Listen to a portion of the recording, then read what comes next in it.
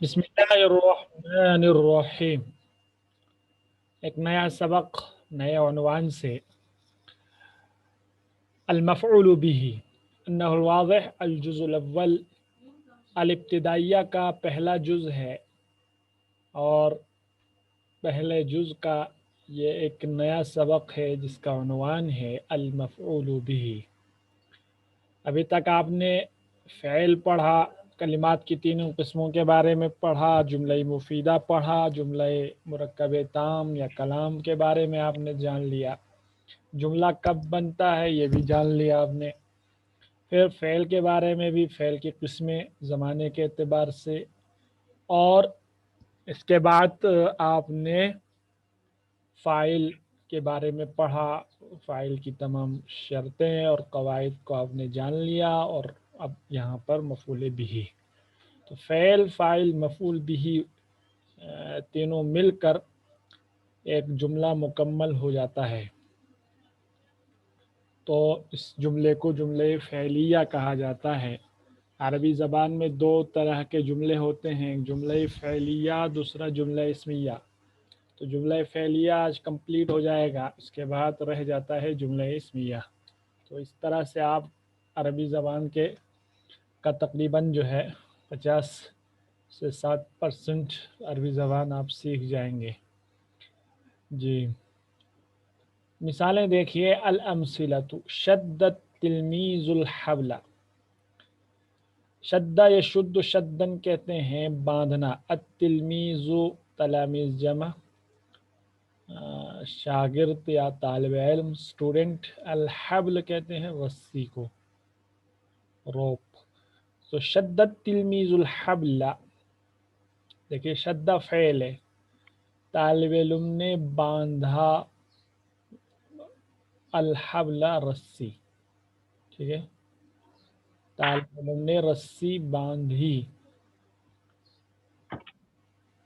गौर कीजिए आप, शद्दा फ़ेल है क्योंकि एक एक्शन एक ज़माने में होना पाया जा रहा है, इसलिए यह क्या है, फ़ेल।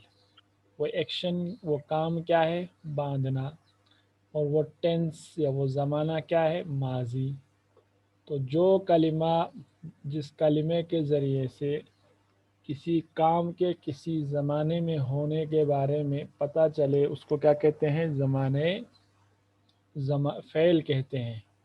और अगर वो काम ज़माने माजी में हो रहा हो तो फ़ेल माजी, हाल या मुस्तक़बिल में हो रहा हो तो उसको हम क्या कहते हैं, मुज़ारे कहते हैं। तो शद्दा यहाँ पर फ़ेल माजी है क्योंकि काम जो है ज़माने माजी में यानी पास्ट टेंस में हुआ है। उसके बाद आगे आइए, अत्तिलमीज़ु। अत्तिलमीज़ु मरफू है, मरफू मीन्स जिस कलिमे के हर लफ्ज़ के आखिरी हर्फ पर ज़म्मा यानी पेश आए तो उसको हम क्या कहते हैं, मरफू। तो अत्तिलमीज़ु यहाँ पर मरफू क्यों है, क्योंकि ये सब्जेक्ट है, डूअर है, इसलिए कि शद्दा का जो फ़ेल है, जो एक्शन है, जो काम है, उसका करने वाला, उसका डूअर जो है कौन है, अत्तिलमीज़ है, ठीक है। तो तिलमीज़ क्या होगा, फ़ाइल। तिलमीज़ को फ़ाइल कहा जाएगा। फ़ाइल के बारे में आपने पिछले सबक में पढ़ा कि फ़ाइल के लिए ज़रूरी है कि एक तो वो एक्शन या वो काम उसी से हुआ हो, उसी ने किया हो, और दूसरा ये कि वो फ़ेल के बाद आए।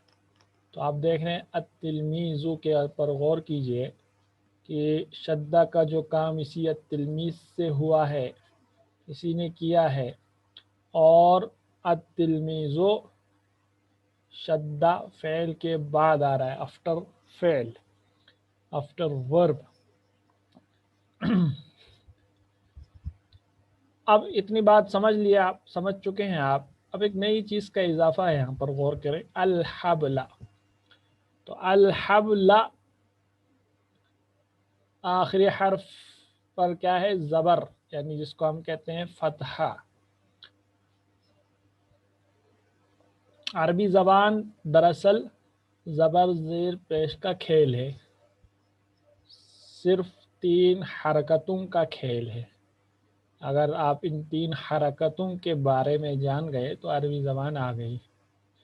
तो अब देखना, अभी आपने ज़म्मा पेश के बारे में पढ़ा, यहाँ पर ये क्यों आया आप समझ गए। अब आप जान लें यहाँ पर ये जो फतहा यानी ज़बर आ रहा है, ये क्यों आ रहा है, इसको हम क्या कहते हैं। तो अल हबला जो है ये मंसूब कहेंगे, इसको क्या कहेंगे, मंसूब। जिस तरह तिलमीज़ को हमने क्या कहा, मरफू, तो इसी तरह अल हबल को क्या कहेंगे, मंसूब। मंसूब से मुराद जिस कलिमे के आखिर में नसब आए, नसब किस शक्ल में आए, फतहा यानी ज़बर की शक्ल में आए, तो उस कलिमे को हम क्या कहते हैं, मंसूब कलिमा कहते हैं। अब जिस तरह से आपने अत-तिलमीज़ के बारे में जान लिया कि इसके आखिर में जो पेश आया है ज़म्मा, क्यों आया है, फ़ाइल होने की वजह से, क्योंकि अरबी ज़बान में फ़ाइल यानी सब्जेक्ट हमेशा मरफू होता है, यानी उसके आखिर में हमेशा ज़म्मा या पेश आता है। उसी तरह आप ये जान लें कि अल हबला, इसको हम अरबी ज़बान में क्या कहते हैं, मफ़ऊल बिही, मफ़ऊल बिही। मफ़ऊल बिही किसको कहते हैं, यानी वो इसम या वो कलिमा जिस पर सब्जेक्ट यानी फ़ाइल डूअर के फ़ेल का इम्पैक्ट पड़े, असर पड़े। ठीक है, या दूसरे अल्फाज में कहें जिस पर फ़ाइल का फ़ेल वाक़े हो, वाक़े से मुराद असर पड़े जिस पर, यानी और आसान लफ्ज़ों में कहें जिसको फ़ाइल ने किया हो, या जिस पर फ़ाइल के फ़ेल का क्या पड़ा हो, असर पड़ा हो, ज़्यादा वाज़ेह यही है। अब देखिए, तिलमीज़ ने, स्टूडेंट ने बांधी, क्या बांधी, रस्सी। तो जो बांधने का काम है वो किस पर पड़ा है, किस पर वाक़े हुआ है, अल हब्ल पर। तो अल हब्ल क्या होगा, मफ़ऊल, और अरबी ज़बान में मफ़ऊल भी हमेशा मंसूब होता है। तो इसमें ज़्यादा समझने को चीज़ नहीं है, मफ़ऊल भी सिंपल है, इसका समझना आसान है कि वो इसम या वो कलिमा जिस पर फ़ाइल के फ़ेल का इम्पैक्ट पड़े, असर पड़े, या फ़ाइल का फ़ेल जिस पर वाक़े हो, उसको मफ़ऊल बिही कहते हैं। और मफ़ऊल बिही हमेशा मंसूब यानी उसके आखिर में ज़बर आता है। बस मुख्तसर सी बात है। मिसाल नंबर 2 देखिए, तवातिल बिन्तुस सौबा, तवा यत्वी तय्यन, लपेटना, तह करना। तवातिल बिन्तुस सौबा, लड़की ने कपड़े को तह किया। अब यहाँ देखिए, तवत असल में है तवत, कसरा, इस इदगाम के लिए, मिलाने के लिए जब साकिन को आप मिलाते हैं तो उसको मिलाने के लिए कसरा ले आते हैं। तो तवातिल बिन्तुस सौबा, तवत फ़ैल है, फ़ैल माजी, वाहिद मुअन्नस गायब का सिगा। अब यहाँ तवत वाहिद मुअन्नस गायब का सिगा इसलिए लाया गया है क्योंकि आगे अल बिन्तु सब्जेक्ट, फ़ाइल जो है मुअन्नस है। पीछे आपने पढ़ा है कि अगर सब्जेक्ट फ़ाइल मुअन्नस हो तो फ़ेल भी मुअन्नस लाते हैं।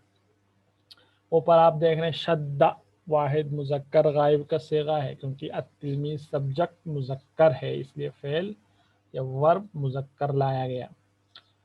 अल बिन्तु, अब आप समझ गए अल बिन्तु क्यों मरफू है, इसके आखिर में ज़म्मा क्यों आ रहा है, क्योंकि फ़ाइल है, यानी तवत का जो फ़ेल है, तह करना, लपेटना, ये काम है, एक्शन है, जिसको किसने किया है, अल बिन्तु ने किया है। अस्सौबा, अब देखिए अस्सौबा कलिमा ایک اسم ہے، اس کے آخر میں کیا آ رہا ہے؟ نصب بشکل فتحہ۔ نصب کیوں آ رہا ہے؟ کیونکہ فاعل البنت جو فاعل ہے، اس کا جو فعل یعنی توا لپیٹنا، اس کا امپیکٹ اور اس کا اثر جو ہے کس پر پڑ رہا ہے؟ الثوب پر۔ ٹھیک ہے، تو اس لیے الثوب کیا ہوگا؟ مفعول بھی، اور مفعول بھی کیا ہوتا ہے؟ منصوب ہوتا ہے، اس کے آخر میں نصب آتا ہے۔ اور نصب کس طرح دیا جاتا ہے؟ فتحہ یعنی زبر کے ذریعے سے۔ مثال نمبر 3 دیکھیے، اکل الذئب الخروف۔ اکلا یاکلو اکلن کے معنی آتے ہیں کھانا، ذئب جمع ذئاب کے معنی بھیڑیا۔ اکل الذئب بھیڑیے نے کھایا۔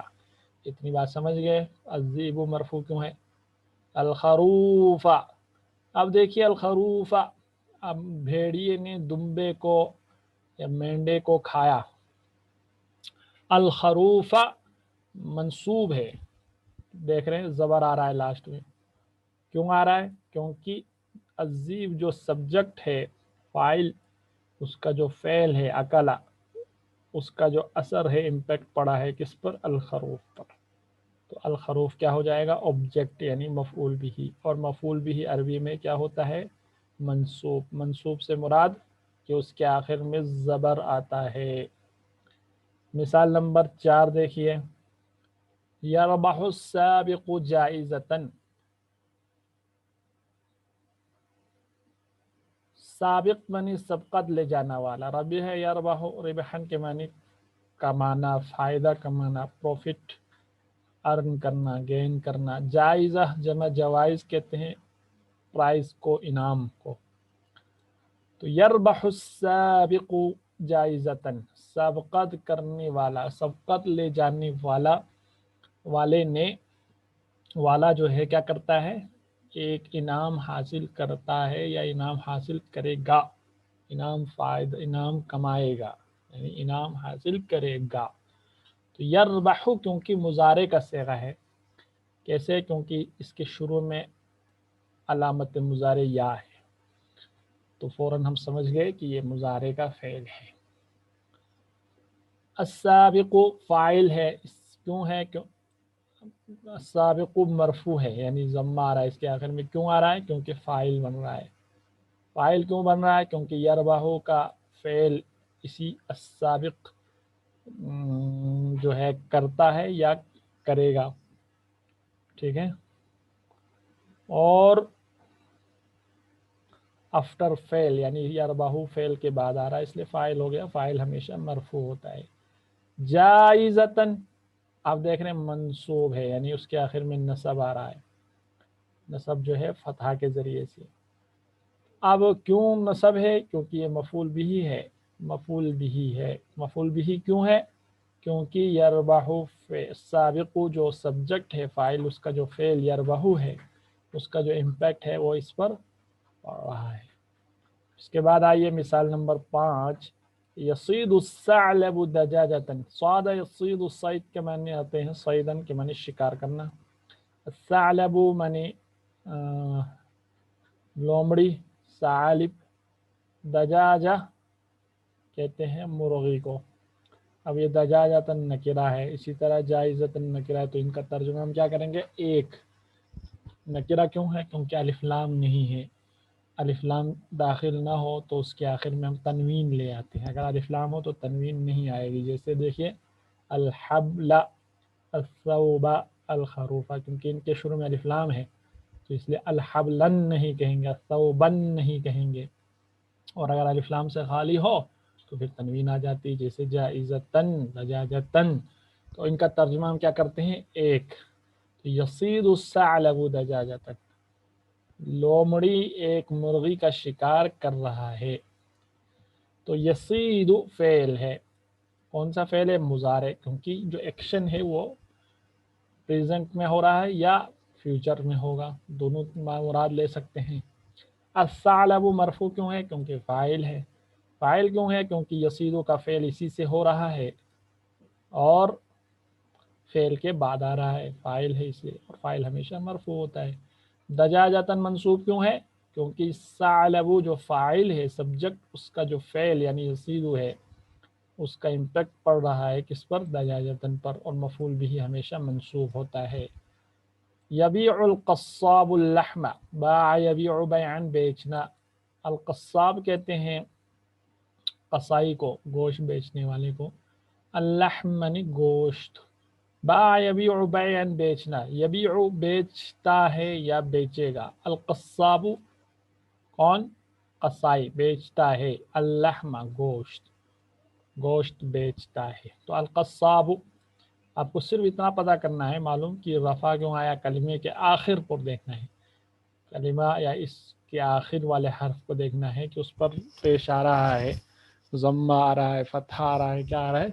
تو القصاب مرفوع ہے کیونکہ فاعل بن رہا ہے، فاعل کیوں بن رہا ہے یہ آپ کو معلوم ہو چکا ہے، اللحم مفعول بھی ہے، اسی لیے اس کے آخر میں کیا آ رہا ہے؟ نصب۔ ٹھیک، تو یہ مثالیں آپ سمجھ گئے ہوں گے انشاءاللہ، پھر ہم کل بحث پڑھیں گے، مزید اور باتیں ذہن میں آ جائیں گی۔